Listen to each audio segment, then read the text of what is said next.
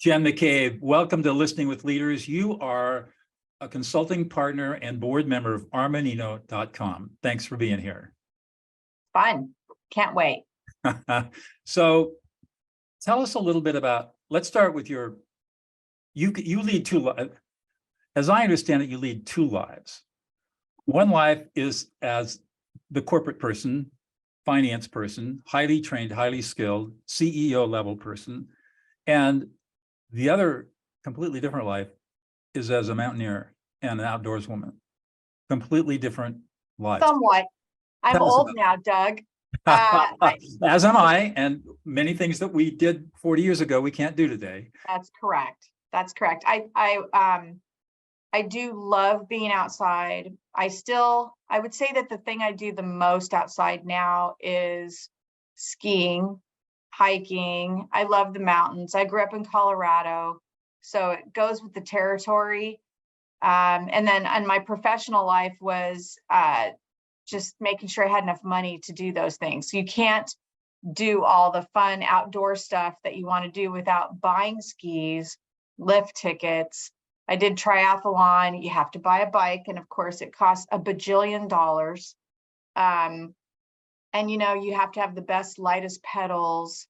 And if you're going to run, you'd think that would be cheap, but no, you need a heart rate monitor and you need really great shoes, and you run them into the ground every couple of weeks. So on our website, I say all the time, work hard, play hard, which has become something that a lot of people say. In my case, it's absolutely true. I'm famous actually for working too hard. This work-life balance to me is ridiculous. If I have to have work-life balance, it means I'm going to have to play really hard. Yeah. It's so interesting to hear you express that, because that's exactly what I did for the first 30 years of my career when I was a trial lawyer. I didn't like being a trial lawyer, but I loved skiing and climbing and whitewater and everything that here in California and the Central Sierra Nevada affords. And I was just a lawyer to pay the bills. I don't understand how you could be a trial lawyer when you're about peacemaking. I did my prep on you, Doug. There's a story, which we will schedule another call and I will tell you the story. It's not computing. I know it didn't compute for me either, but it's a long story. We'll have another chat about that. So tell us a little bit about your career, because this is about you, not about me. How do you get started in the financial sector, accounting, and then you had your own company for 25 years, and then you sold it, and that was trials and tribulations. What happened? Yes, all of it's an accident. And I am a really hard worker. And I say to kids who are graduating from school, be really careful about your first job. If you're a hard worker, you're going to be good at it. And if you're good at it, you're going to keep advancing in that career. And it gets harder and harder to change course. You also know that. And in my case, I loved macroeconomics. I still love macroeconomics. I eagerly read the Wall Street. I'm excited about today, what's happening in our economy, because it's fascinating and different. I love reading. I love writing and history. It's crazy that I'm in a financial field. I don't really love the details. Debits and credits are really not that fascinating to me. But I had an economics degree. I worked in Washington, D.C. on the Senate Budget Committee for a little bit, and that got me moving toward a financial job. And then I got a job in the accounting department at an advertising agency, a big one. And so that was a blast. The people were a blast. So I ended up doing accounting because I was in a really fun company. And they let me work. It was a big agency that owned all these little production companies, and they would go out and acquire one, and I would get to work on that. And I discovered in the process of working on the big stuff, the big agency stuff, technology implementations across the country back when, we didn't even really have email when I started my career. Okay. So I'm talking the Wayback Machine. We didn't have electric typewriters when I started my career. No, I put myself through college with the carbon copy CC, So, I did technology, and I found that I really loved the businesses that we acquired and were building. So I worked for Ogilvy and Mather, and we would go and acquire. And the guys who were running these companies that had 10 people, 20 people, working with the guy who was paid and incentivized to build that and turn it into something was way more fun than the big agency was. It was everything I did had impact. So I then moved to a cash management job in banking, really more for the money because I needed to go to school at night. I had kids and dogs, and banking is a 9-to-5 job, and advertising was until the midnight hours kind of job. So I had time to go to school at night because it was just a 9-to-5 job, and I'm the kind of person who's all the time. So I hated it. It was so boring, and the people were boring. And, you know, I had a boss who wore a navy blue suit to work every single day. I mean, it was not for me. So when I dropped out of that, I decided to start my own company. I was becoming a triathlete. If you know anything about that sport, like 70% of the people are self-employed because you have to train all the time. Every I day. have 2 little kids. So I ended up being self-employed just because I wanted to build other people's businesses. Back then, my entire aim was to kill bookkeeping because I think it's irresponsible to do it. Bookkeeping is unlicensed and uninsured. People don't know that. And I thought, okay, I want every small business, every person out there to have access to proper accounting and guidance at a high level. And that just sort of, back then, you would do business plans to raise money, you know, go down to Kinko's. Do you remember Kinko's? And make copies, right? Santa Barbara. Yes. And I would make copies, and then I would do these startups and I would take them all the way to exit. And so I did that for 28 years and built a great team. And then I got really lucky. I was talking to various suitors, big firms, some of whom I would have died because I had built a team of pirates. It was the island of misfits. It was people who didn't want to drive. I mean, our annual event was going to the local skydiving center so that everybody could skydive at least once when they worked for me. And our team retreat was Austin city limits. It was a rebellious little company with a funny culture, and we weren't going to fit in just anywhere. And Armanino came along, and it was definitely a match made in heaven for me because it's a fast moving, growing firm, and it has a growth culture. So when our clients come to us, and I still do all the outsourcing stuff here, and they say, what do? I want to grow this. I want to make more money. They're looking for somebody to be an innovative part of their life, not just a vendor, but someone who can bring HR and payroll and finance and accounting. And Armanino brings tech and talent, both. So it's a blast. We're working, I have business ADD. I'm working with tons of clients all the time. And my macroeconomic yen is currently being itched by this COVID relief stuff.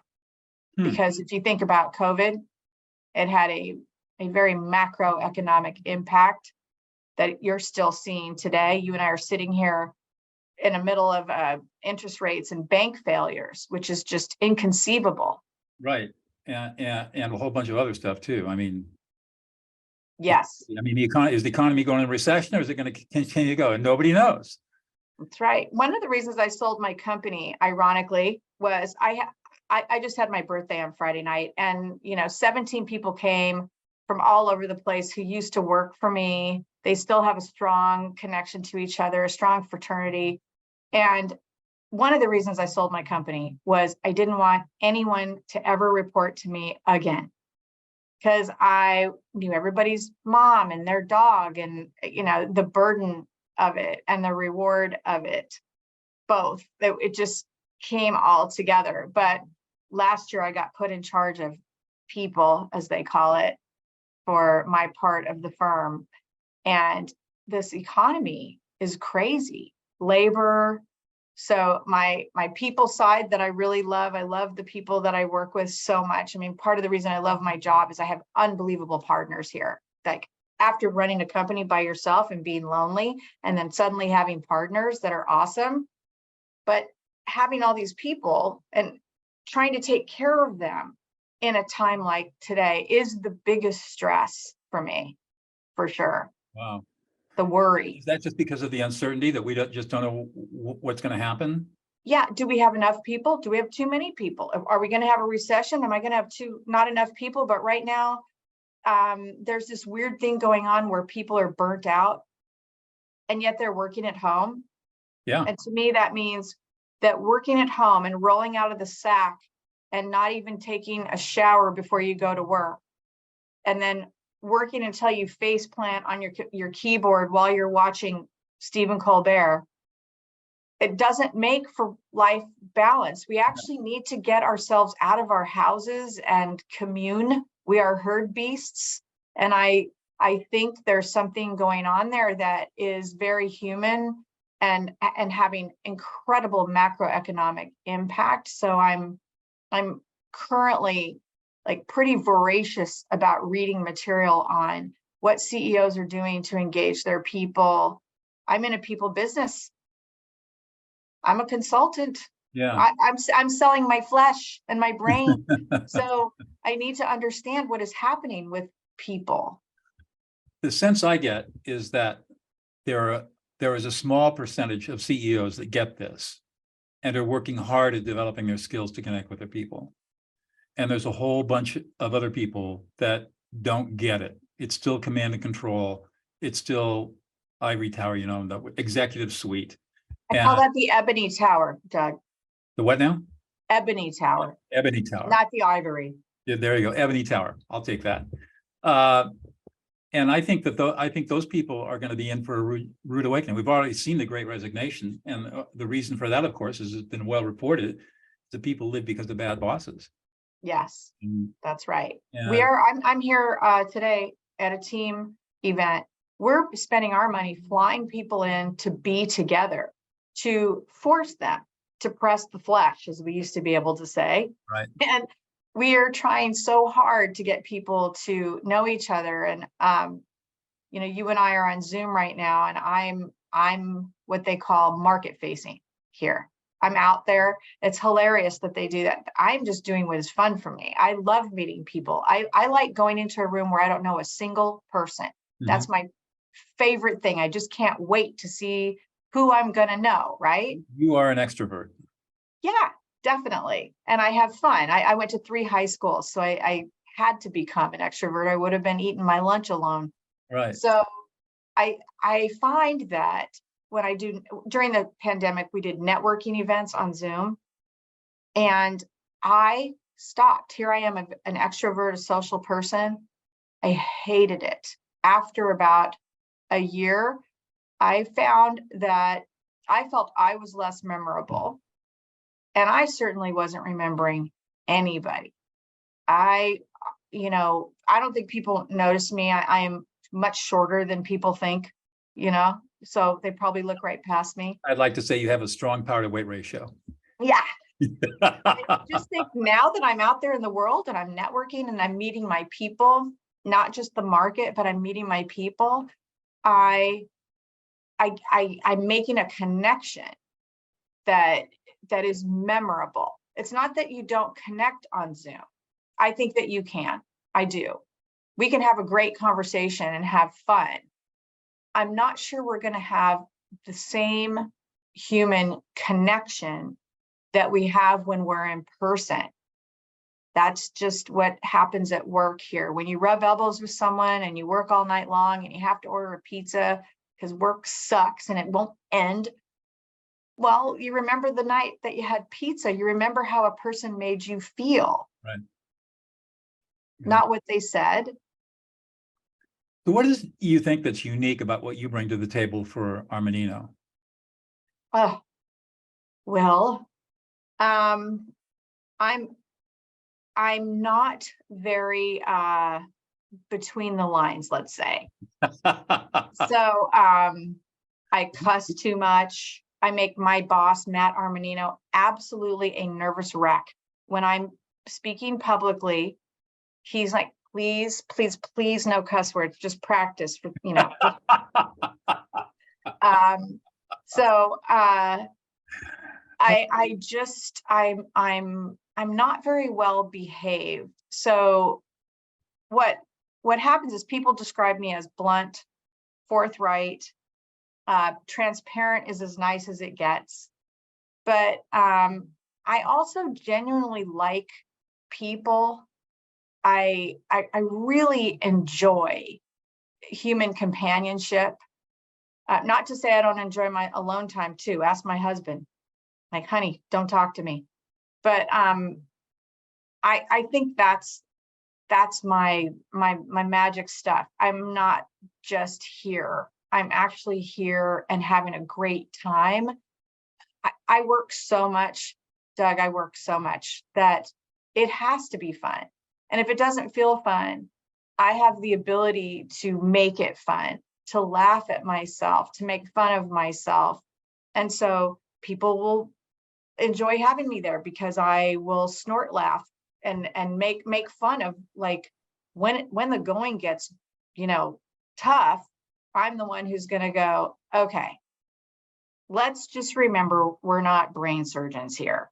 So I think that's probably what I bring. I bring a sense of humor and a sense of fun to what is a very hard job. My job is hard. What makes your job hard? Deadlines, multiple clients. Here's the thing about other people's money. All right, think about the stress that money puts on your life. The money is a stressor. Money makes people get divorces. Oh, true. When parents die, siblings who had gotten along their whole lives suddenly have to hire lawyers to sue each other. Or they hire a peacemaker like me. Right. Money is an incredible stressor. Mm-hmm. People who enter my field do it because they think they're going to like debits and credits and it's black and white. You ask the kids who start here, why'd you choose accounting? Well, it's always a right answer. It's black and white. I'm thinking, good heavens, because money is emotional. And most people who enter this field don't underestimate how their clients are going to react to their data. This is not just data, this is information, and it makes it stressful. And so I work with a lot of very metric people. And as one of the communicators here, very often it falls to me to communicate when it's tough news, or when we're trying to explain to someone the value of having someone who does this work well versus the cheap answer or something. So selling is a very emotional prospect sometimes, and handling problems is emotional. And then there's just the volume of work. I'm sure you're seeing that there are less people coming into the workforce every year. Right.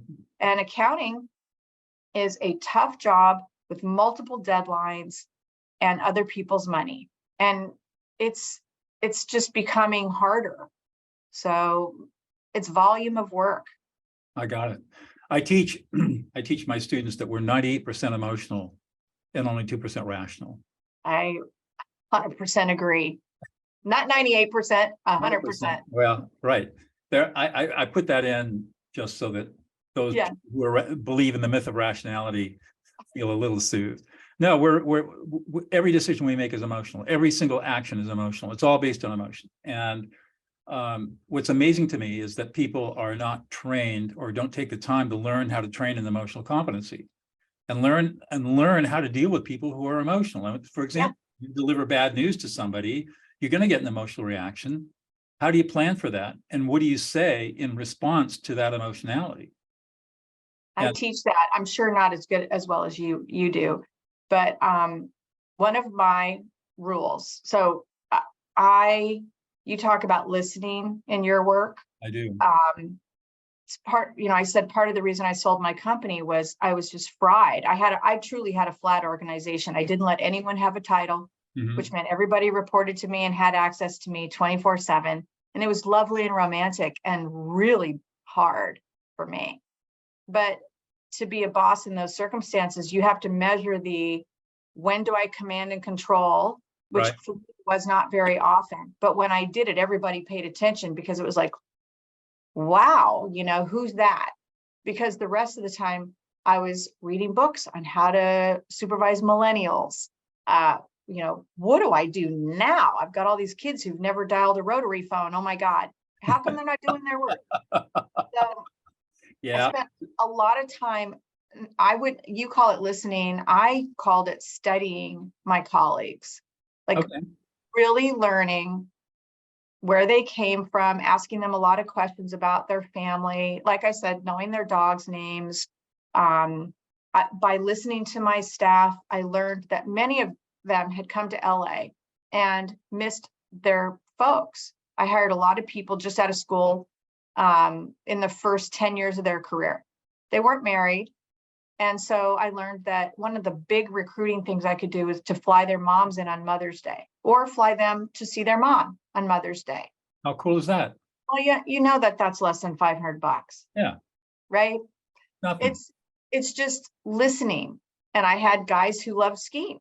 Well, it was nothing, a season pass is less than a bonus and more meaningful. So listening to me was, it was a strategy for keeping my staff, which then made client service great because I didn't have turnover. We had this team. And then the thing I had a couple really, one gal is still with me, and if she listens to this, she'll know who she is. So she's very metric. And she's like, how is it? When we go to a networking event, I hate that term. She's always like, come with me, because she wants to be my wingman and I'm pushing her out in front, And I said to her, listen, when you talk to someone and you're asking them questions about themselves, so you don't have to worry about how you feel. It's partly you can hide, first of all, you're going to find something you like about them. If you dig deeply enough, you're going to find something in common with them, and that'll make you memorable and you'll remember them. But when you're doing it, try to think about what they're feeling, not what they're saying. When you're talking to someone, think about what they're feeling. And I always remind myself that later, in 20 years, like my birthday party last week, those people were not there because they remembered. They all said, oh, you taught me so much, but that's not really it. They might remember one thing I taught them. What they remember was how I made them feel, whether that was safe or empowered or like they were smart enough to go get another great job. Validated. Yeah. They remembered that I laughed with them, or that at work we had great, funny times together. I welcomed them into the professional world. That's what I tried to do. I hope that's how they felt. I think that you are elucidating exactly what I teach and all the reasons why everybody needs to learn these skills. Because in my experience, there are very few people who ever feel like they've been heard. They very rarely feel safe. They very rarely feel like they're validated.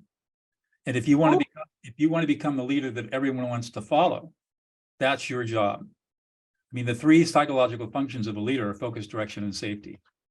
Wait a second. Focus, direction and safety. Yeah, I find that here's a little more common here, maybe just for me. That's why I say it's a match made in heaven. It's hard to be the boss of Jenn McCabe.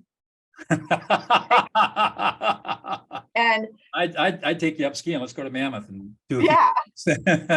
Talk about stuff it's not easy. I would probably be a real pain in the ass if I didn't feel heard. And when I don't feel heard, I'm a pain. I've got a guy that I'm talking to in Toronto who he was a partner with another guy, and they sold their business to a big hedge fund.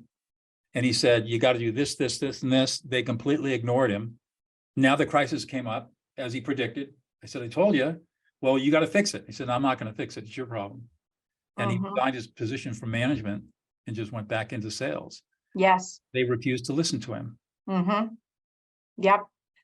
Well, I bellyache and I pound on the tables until I get what I want here. And it's a big business. So it sometimes takes me a couple years, but eventually yes.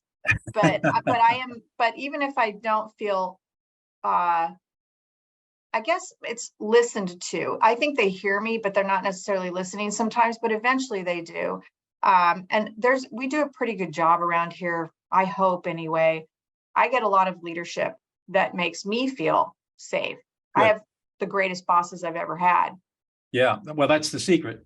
You know, if you can listen to people and they feel heard, they can still disagree with you, but they'll be perfectly happy. Yeah. Because they've been heard. They've been validated. That's all they want. And I think the mistake that a lot of leaders make is they don't take the time to do that.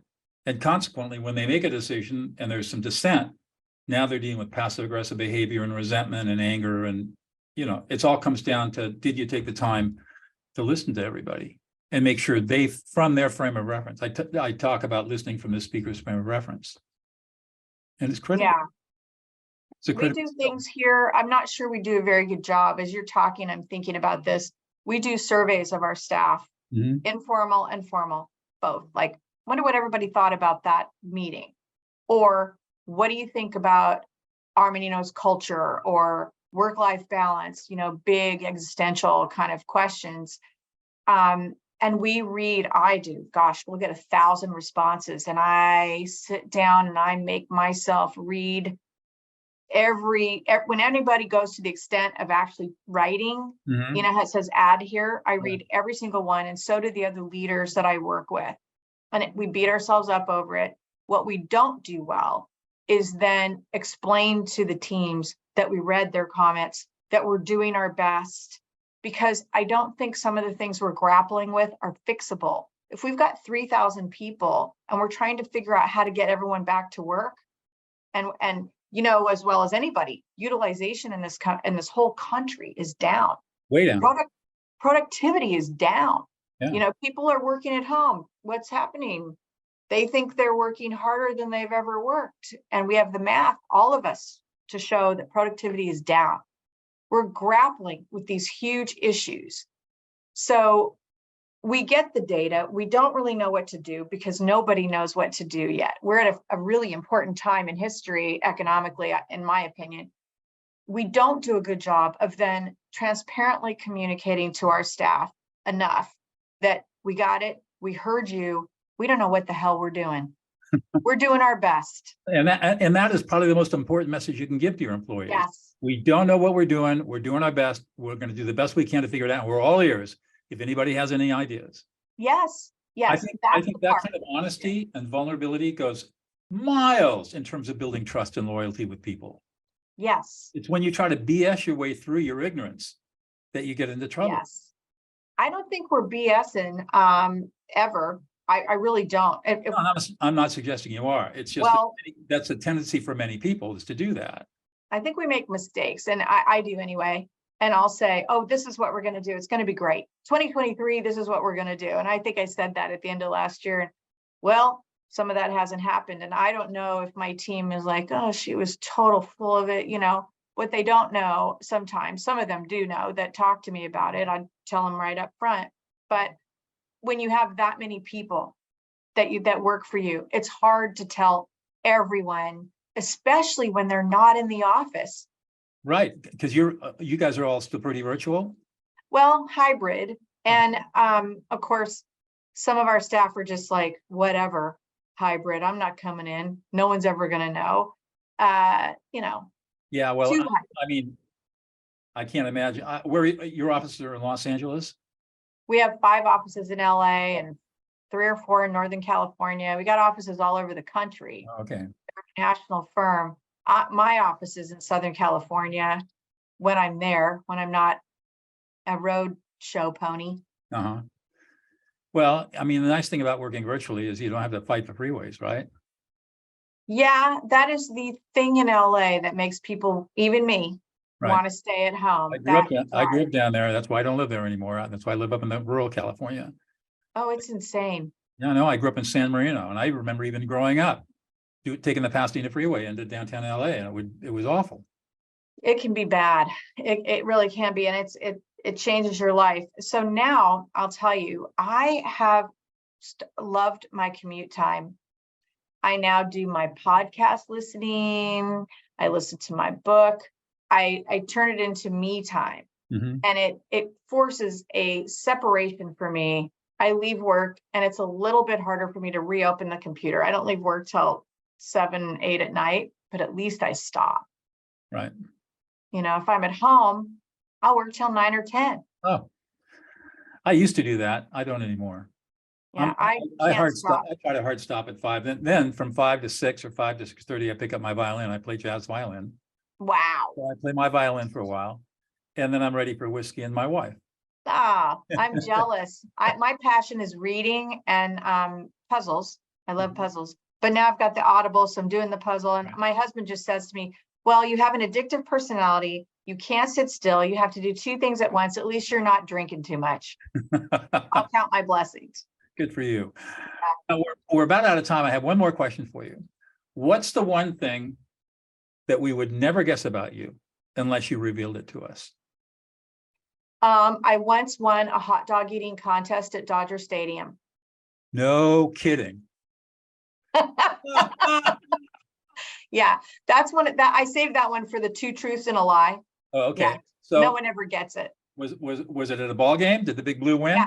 And the Big Blue won? I I used to be a crazy Dodgers fan. can't remember.